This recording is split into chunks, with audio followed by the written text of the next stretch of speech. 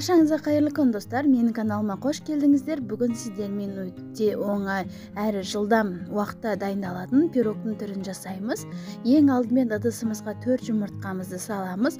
Одан кейін өлшеп алған қантымызды салып, миксеріміздің аз-аздан қоса отырып, жылдамдықты одан кейін осындай біркелкі әппақ болғанша миксерлейтін боламыз.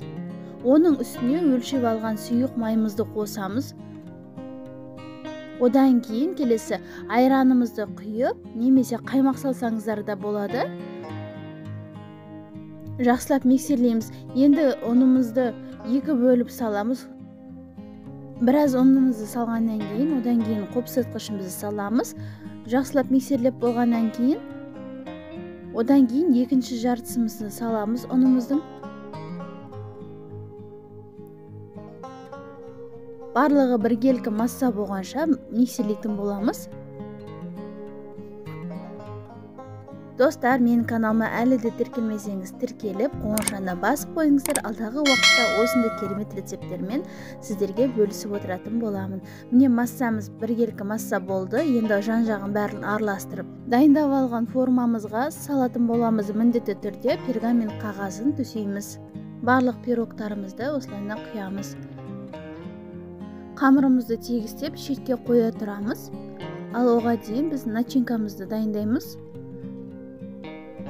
Керекті сүзбемізді аламыз. Одан кейін жұмыртқамызды 3 ас қасықтай сахарный пудра немесе жай қант салсаңыздар да болады. Барлығын блендердің көмегімен біркелкі болғанша езіп аламыз. Міне езіп алдық. Енді оны кондитерлік мешокқа салып аламыз. Мен кондитерлік мешокқа салып алдым. Енді оны көріп тұрғаныңыздай узорлар жасап шығамыз, 4 бұрышты болып шығатындай.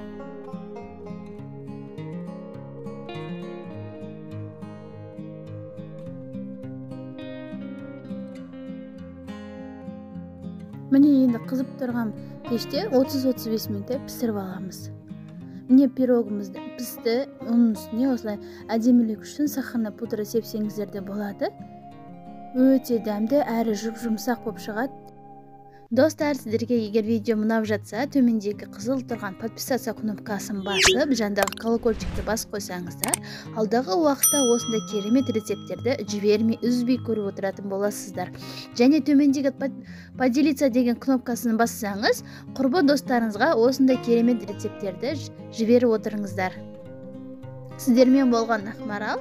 Мені тыңдағандарыңызға көп рахмет. Келесі жүздескенше.